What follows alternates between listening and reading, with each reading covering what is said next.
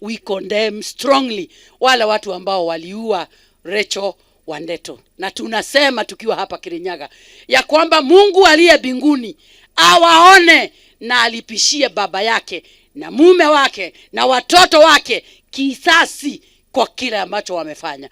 Kuua mama aliye na watoto wadogo just because of political intolerance. It is the high time as Kenyans we change this attitude and allow everybody to be who they are. Whether you are one term, you are two term, you are quarter term or no term, let everybody be in this country, because me and you have only one country to protect, and that is Kenya. Have to practice political tolerance. I necessarily don't have to say what you are saying.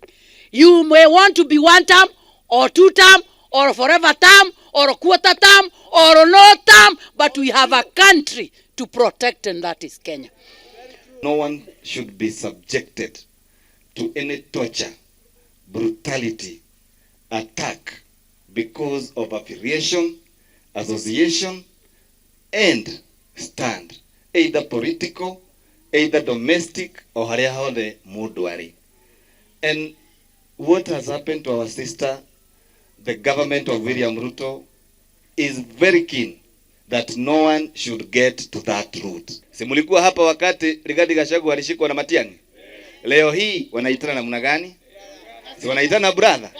Sasa wewe ukuje hapa upige mtu mwingine na wale wengine wanaenda kuonana. Hiyo ni jambo la busara? Hiyo ni jambo la busara? Na muangalie historia.